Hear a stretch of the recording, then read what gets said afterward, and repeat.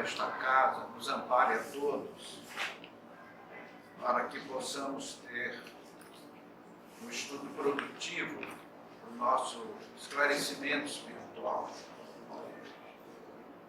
Nós gostaríamos de, nessa noite, comentarmos a respeito do capítulo 11 do Evangelho de Mateus, do capítulo 14 do Evangelho de João e o capítulo 6 do Evangelho segundo o Espiritismo. Os três falam do Cristo Consolador, daquela expressão de Jesus, em que ele diz: vinde a mim todos vós que estáis aflitos e sobrecarregados, que eu vos aliviarei. É aquela promessa da consolação do Cristo para todos nós. Mas essa promessa, diz ele, vinde a mim vós que estáis aflitos e sobrecarregados, que eu vos aliviarei. Antes de mais nada, vem aquela pergunta: como ir? O que é o vinde a mim? Sem subjetividade, uma expressão prática, objetiva. O que significa o vinde a mim? Primeiramente, significa estudarmos os ensinamentos do Cristo para vivenciá-los no nosso dia a dia. E necessariamente nesta ordem, estudar para viver. Porque nós não vamos vivenciar uma doutrina, uma filosofia que não conhecemos. Então, é indispensável o estudo. Meus amigos, nós espíritas, de há muito, já tiramos da nossa cabeça cultuarmos o Evangelho como um livro, simplesmente. Ver em Jesus um ídolo, simplesmente. Nós já deixamos para trás esse costume dos tempos primitivos da nossa alma.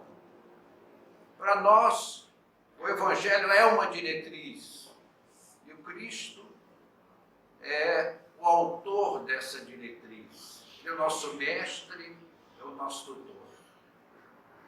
Mas eu gostaria de chamar a atenção de todos nós para um pequeno detalhe dessa mensagem do Cristo. Vinde a mim, todos vós que estáis aflitos e sobrecarregados, que eu vos aliviarei. Vejam bem, Jesus não nos prometeu cura, nem nos prometeu afastar das nossas vidas as nossas lutas das quais precisamos. O que foi que Jesus prometeu? Alívio. Isso é muito, muito importante. Porque muitas vezes nós procuramos, na nossa fé religiosa, naquele sentimento, aquele espírito mercantilista com a divindade, em que nós queremos, eu vou ao meu templo religioso e lá eu resolvo os meus problemas. Nós resolvemos nossos problemas com trabalho, com luta, com inteligência, com abnegação. Então veja, quando nós nos sentimos sobrecarregados, aflitos, nós pedimos: Senhor, me dá um socorro. E Jesus nos dá o alívio. Como dissemos, para vivenciarmos a filosofia do Cristo, urge estudá-la. E quando nós conhecemos o Evangelho, os ensinamentos de Jesus, é mais ou menos como um quarto escuro, abafado, que se abre as janelas, as portas, e o ar circula e a luz entra. É aquele novo ambiente. Nós vivenciamos uma nova pessoa. nós passamos a entender melhor a humanidade, os ensinamentos do cristianismo. Muitas pessoas falam, porque Jesus cura os nossos corpos. Ele mesmo dizia, eis que cura os vossos corpos, curai-vos a vós mesmos as vossas almas. Porque só nós vamos nos curar a nós mesmos, transformando-nos à luz do Evangelho. Vocês querem uma prova disso? Todos nós ouvimos falar de Jesus durante a sua estada, a sua caminhada pelo chão da terra. Ele curou a muitos. Ele não curou, ele aliviou, porque ele mesmo chamou a atenção para isso. Vinde a mim, vós, que eu vos aliviarei. Porque eu pergunto, aqueles supostos curados pelo Cristo, eles estão por aí hoje vivendo como homens? É uma boa pergunta. É evidente que eles tiveram alívio das suas lutas, mas mais na frente voltaram a enfermar, a adoecer e a falecer. Estão aí para a semente até hoje. Então não houve uma cura, houve um alívio, uma postergação. Uma certa feita, uma pessoa que, tentando nos confundir com os princípios espíritas, a pessoa me fez a seguinte pergunta. A pessoa que está sofrendo um problema qualquer, ela não está resgatando um crime de uma outra encarnação? Às vezes, na minoria das oportunidades, a esmagadora maioria das nossas lutas humanas é fruto da nossa imaturidade. Nós vamos complicando as nossas vidas ao conduzirmos mal as nossas vidas. E como é que nós sabemos quando é um resgate ou quando a imaturidade é fácil? É fácil para quem já meditou bastante a doutrina. Vejam, amigos, as coisas que são resgate são acontecimentos, são eventos que você nada poderia fazer para evitar que eles acontecessem. Já comentamos isso aqui. Você entra num avião certo de que ele vai para Paris. Chique, bonito, maravilha. Você já pensaram? Que tal comprar uma passagem na Air France para ir passar assim, um feriadão, Champs-Élysées, tomando chazinho assim, naquela praça enorme, o Arco do Triunfo ali, né? A Torre Eiffel, que maravilha, né? Só tem uma coisa, aí o avião cai no Oceano Atlântico no meio do caminho. Isso depois do jantar deve dar uma injeção tremenda. Porque aquelas águas devem ser muito frias. O que é que você poderia fazer para aquilo não acontecesse? Nada, absolutamente nada. Mas você ir a uma loja de departamento, a um shopping center, e gastar com o seu cartão de crédito mais do que você tem disponível, isso aí não é karma. Isso não é resgate de encarnação passada. Como é que se chama isso? Petulância. É o perdulário, aquele que gasta mais do que você vê encrencado. Isso não é resgate de encarnação passada. Então nós precisamos separar essas duas coisas. As enfermidades congênitas, às vezes graves, alarmantes, certas deformações, má formação genética, em que o indivíduo surge estropiado no mundo, ele podia fazer o quê? Tivemos, todos nós, um companheiro de doutrina, que os seus pais tiveram 5 filhos. 2 sadios, os 2 últimos sadios, ele era do meio. Ele tinha 2 irmãos mais novos, 2 irmãos mais velhos, e ele nasceu com uma mancha vermelha no pé. Insensível. E a mancha foi crescendo, crescendo, tomou a perna toda, ele se tornou um ranceniano grave. Ele gostava, ele tinha um rosto com aquelas manchas violáceas. A lepra come as pálpebras, eles ficam cegos. Então ele gostava de me abraçar, encostar aquele rosto violáceo assim no meu rosto. Confesso a vocês que eu sentia um calafrio com aquilo. Porque eu sou o espírito das trevas.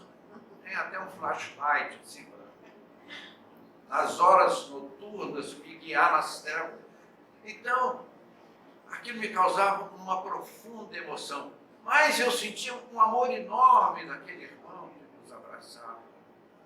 Tanto carinho. E ele me disse uma coisa que 100 anos eu vivo, 100 anos não esqueço. Meu irmão, e infelizes são as pessoas que estão lá fora, nós aqui, que os meus companheiros de leprosário não me ouçam, mas nós somos milionários da felicidade. Nós somos almas felizes. Porque aqui nós somos manietados, não podemos errar, mesmo que quiséssemos. Mas vocês lá fora no mundo estão assumindo seríssimos compromissos de consciência. Aqui nós estamos resgatando. Então, meus amigos, que interpretação. E é isso que o Evangelho nos traz nessa noite. Quando nós começamos a estudar o Evangelho, o mundo começa a mudar. Cresce a nossa fé. Pessoas dizem assim, mas o senhor tem fé, eu não tenho fé, não tenho fé. Como se Deus fizesse umas almas com fé, outras almas sem fé. Meus amigos, fé constrói-se, é obra nossa. Se nós quisermos ter fé, faremos por onde teremos fé. Essa majestosa doutrina, que é a doutrina espírita, ela é o maior recurso que nós temos para incrementar a nossa fé. Nós passamos a entender em Jesus um amigo dileto, que vela por nós. Muitos acham, nas tolices medievais, que Jesus está lá num jardim florido, servido pelos anjos, bem longe da raça humana. Não é verdade. Nós estamos mergulhados na aura espiritual de Jesus. A nossa aura, de cada um dos companheiros aqui presentes, tem alguns centímetros, quando não alguns milímetros, a minha tem 1 milímetro só, além da epiderme. A aura de Jesus envolve todo o planeta Terra. Então, meus amigos, são essas as expressões do que é o Cristo. Tudo que nós imaginarmos de grandeza de Jesus está muito além. Porque a nossa mente está habituada aos padrões terrenos. E como medirmos com as nossas medidas os padrões cósmicos, as expressões siderais, as almas estelares? E ficamos nós querendo fazer um jogo com a divindade, uma troca. Eu vou ao templo, a minha religião, faço uma série de solenidades, canto hinos, sento, levanto, faço uma opção de gesto, pronto, saí daqui para os páramos celestiais a troco de algumas exterioridades. Jesus chamava isso de sepulcros caiados. Vinde a mim, vós que estáis cansados, eu vos aliviarei. Então, meus amigos, quando nós estudamos a doutrina, nós nos transformamos intimamente. As querelas do mundo já não chamam muito a nossa atenção. Os valores terrenos apenas encaramos com responsabilidade. As pessoas que recebem patrimônios da vida, se chegam às nossas mãos, patrimônios valores monetários em especial, devemos tratar tudo isso com responsabilidade, com seriedade, para que os valores humanos vivam a nosso serviço, e não nós a serviço dos valores materiais, das fortunas do mundo. É isto que é o vinde a mim. Contrariamente às pessoas, e são, com muita pena dizemos, a esmagadora maioria da nossa humanidade, que vive correndo atrás dos valores terrenos, gosta por má vontade, por frieza, põe de lado todos os valores espirituais e faz do coração um saco de moedas. O importante é o times money do inglês. O importante é correr atrás de valores, fazer fortuna, ganhar dinheiro, prestígio, para ser respeitado, adulado pelos valores monetários. Meus amigos, estes são exatamente os aflitos, os sobrecarregados. Porque essas pessoas esquecem, procuram não lembrar, de que até a vida humana, a vida carnal, é muito breve. Um dos apóstolos emitiu um conceito inesquecível, dizia ele: o homem é como um vapor que aparece e logo se desvanece. Eu vejo muitas pessoas jovens aqui presentes. E vejo outras que são jovens há mais tempo. A gente olha assim no espelho, que estrago, não é isso? É melhor até guardar o espelho. As pessoas, era um costume antigamente, as casas eram todas espelhadas, né? O pessoal dizia assim, a minha avó dizia que a casa bem espelhada, ela fica maior. É verdade, né? Mas aí a gente começa a passar os anos e a gente olha para o espelho assim, meu Deus do céu. Já não se faz espelho como fazia antigamente, não é isso? Os espelhos modernos são uma tragédia grega. E não tem jeito. Não tem doutor Pitangui que dê jeito. Então, meus amigos, a vida se esvai. Os valores que nós acumulamos, o que acontece com eles? Eles vão mudando de mãos. E nós vemos esses espíritos, é comuníssimo nas reuniões espíritas, nas reuniões mediúnicas. E nós tivemos aqui embaixo desse teto uma experiência assim, inesquecível de um irmão nosso que foi o barão do café. Ele me mostrou a sua ex-casa na Avenida Paulista. Naqueles tempos, é que os amigos não eram nascidos nessa época, faz muito tempo, né?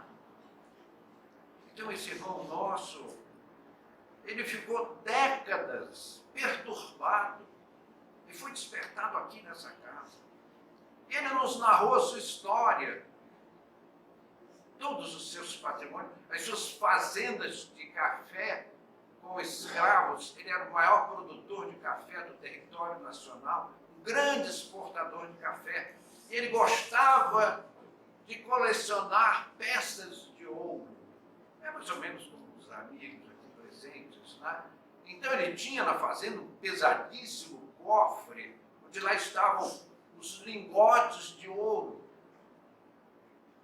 Ele não acreditava que tinha deixado a terra.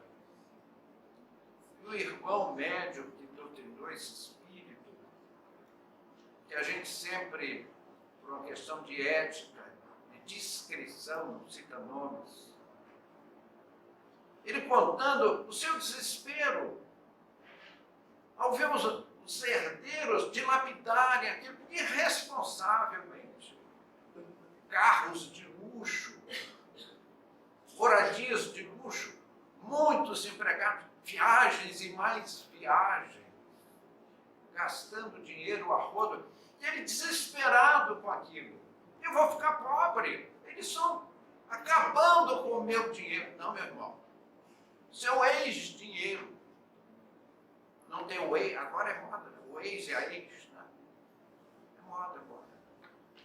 pessoal sai da pretoria já, passa no cartório para tratar do ex e da ex. Está na moda. E ele, narrando a sua experiência, o seu féretro foi na Praça da Sé, na Catedral da Sé. Foi feita uma solenidade religiosa chamada de corpo presente. Então ele estava ali junto ao caixão, uma coisa linda, caixão de jacarandá com bordas de prata, flores raras, solenidades, cânticos, e autoridade religiosa falando, neste momento, o doutor fulano de tal está sendo recebido pessoalmente pelo Cristo. Ele disse, não, que nada, eu estou aqui, puxava a roupa do bispo, tentando mostrar, eu vou ser enterrado vivo, eu não morri. Eu não morri, eu sou vivo. Perturbadíssimo. Meus amigos, como um espírito, passa um século perturbado. Por falta de esclarecimento espiritual. Porque se prendeu aos valores terrestres, às expressões mundanas. Nada de cogitações espirituais. É a má vontade das pessoas que se entregam à materialidade. Então é por isso que Jesus nos prometeu alívio. E é fácil conquistar esse alívio. É colocarmos os nossos objetivos, os nossos ideais nas coisas espirituais, as coisas permanentes da vida cósmica. Aquelas regiões para quais seremos transferidos ao largar o pó do mundo. E eu acho interessante que as pessoas sabem disso, mas não cogitam disso na prática. É uma corrida louca através dos tesouros terrestres. O capítulo 14 de João, ele nos lembra a promessa de Jesus a respeito do novo Consolador. Que ele, dizia o Mestre, lembrará tudo o que temos feito, tudo aquilo que vos tenho aconselhado, e vos ensinará todas as coisas. Jesus fez uma observação muito interessante. Muitas coisas tenho a vos dizer, mas não podeis suportá-las agora. Mas quando chegar aquele Espírito de verdade, ele vos lembrará tudo que tenho vos dito e vos ensinará todas as coisas. Vejam bem, amigos. Ele vos lembrará tudo o que vos tenho dito. Por que razão? Porque certamente os homens, por um lado, esqueceram, segundo, mal interpretaram os conselhos do Mestre. E vos ensinará todas as coisas. Por que razão? Porque Jesus não disse tudo, nem podia dizer. Meus amigos, aquela população da época em que Jesus esteve pisando os pés na terra do mundo, era uma população rústica. Era um povo que vivia numa região semiárida, habituado ao serviço braçal, ao amanho da terra, ao pastoreio dos animais. Não eram pessoas cultas, que tinham uma linguagem simplória, adequada à situação de vida, ao modus vivendi da época. Como Jesus iria falar em temas mais elevados, como perispírito, como reencarnação. A palavra mais próxima de reencarnação é a ressurreição. Então, ainda até hoje, há aquelas pessoas que admitem que os mortos sairão do túmulo em carne e osso. Complicado, não? Porque ao que me consta, tudo aquilo que você enterrar e pôr terra por cima, sai de baixo. Não chegue perto tão cedo. Porque a decomposição cadavérica é algo que assusta. muitos espíritos levam para as praias espirituais a aparência daquela decomposição por um reflexo condicionado. Sofrem horrores durante a destruição da massa orgânica no túmulo, levam estigmas mentais para o mundo espiritual. Meus amigos, a vida no mundo espiritual é muito séria. Está muito além do que o pensamento do homem encarnado pode entender. E muitas vezes nós evitamos esses comentários para não implantar imagens perturbadoras nas mentes de quem nos ouve, agora e no amanhã. Então, meus amigos, é tão bom nós estudarmos o Evangelho, nos sintonizarmos com as lições do Cristo, para naquele momento de deixarmos a terra, nós já deixamos a terra em termos de objetivos de vida. Nós cumprimos todos os nossos deveres sociais, legais, profissionais, familiares. Vivemos na terra, mas não para a terra. Então, as pessoas que quiserem, a doutrina espírita está graciosamente para iluminar o nosso entendimento. Nós vemos quantos heróis anônimos que nos visitam, que vêm trazer o seu carinho a esta casa, que foram grandes sofredores na terra, mas que enfrentaram com coragem, com galhardia, as suas lutas humanas e surgiram no mundo espiritual de volta engrandecidos espiritualmente. E é a isso que Jesus chama a nossa atenção. Como ele dizia, o Espírito Verdade vos lembrará tudo que vos tenho dito e vos ensinará todas as coisas. Então, a doutrina espírita vem nos mostrar, não como uma fé religiosa, mas como uma realidade prática, que a doutrina espírita é objetiva. Ela não chama as pessoas para crer, chama as pessoas para saber, para tomar conhecimento. E são esses espíritos sofredores, no fundo, grandes lições para todos nós. Porque foram homens que viveram mergulhados nos interesses humanos, carnais. A doutrina nos mostra que através das múltiplas existências, nós vamos transformando a nossa alma, vamos resgatando os nossos graves equívocos do ontem, para ressurgirmos no amanhã consolados.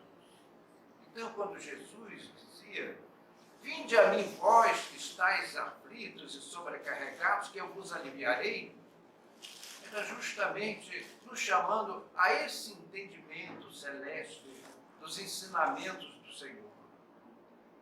E é por isso, meus amigos, que nós estamos nessa noite batendo forte nessa tecla. A doutrina espírita é a única filosofia ocidental que nos fala da lei natural da reencarnação.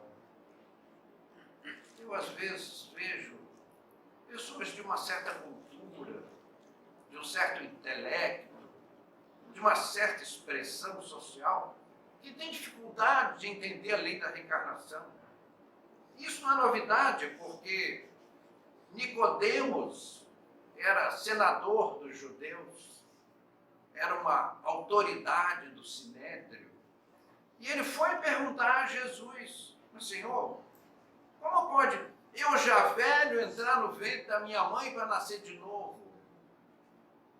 E Jesus, mas tu és mestre em Israel, e desconhece essas coisas? Em verdade vos digo que ninguém verá o reino dos céus se não nascer de novo. Ouço às vezes pessoas falarem, mas no Evangelho diz que o Senhor tem autoridade para perdoar pecados. Como é que Jesus perdoa os nossos pecados? nos dando a oportunidade do resgate. A reencarnação, amigos, é considerada no mundo espiritual como um perdão de Deus. Porque nós vimos para a vida terrestre, e meus amigos, aí não tem bom.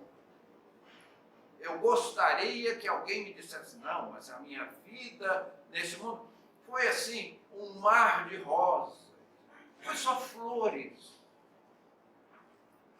Meus filhos são uns doces. A minha sogra é um doce vezes dois. Caiu do céu. Certamente a vassoura quebrou, mas... Todos nós, meus amigos, quando vimos para o planeta Terra, é para lutas. E é isso que nós precisamos estar atentos. Não rechaçarmos as nossas lutas com raiva, com menosprezo, com revolta. Isso é muito comum na Terra.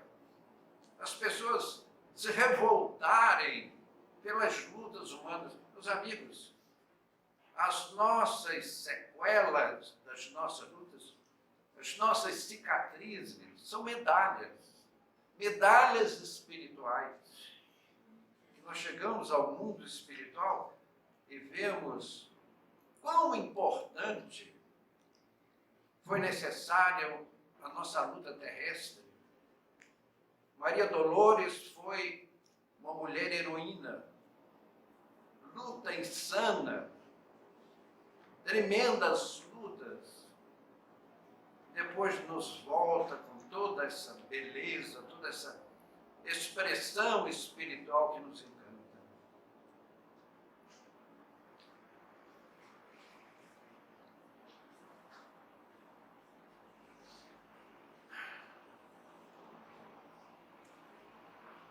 Escuta, alma querida, se alguma provação te agita, os caminhos da vida e a jornada te cansa, pensa na bênção da esperança e olha em torno de ti, no dia a dia, das entranhas do abismo aos reinos estelares, a natureza em todos os lugares.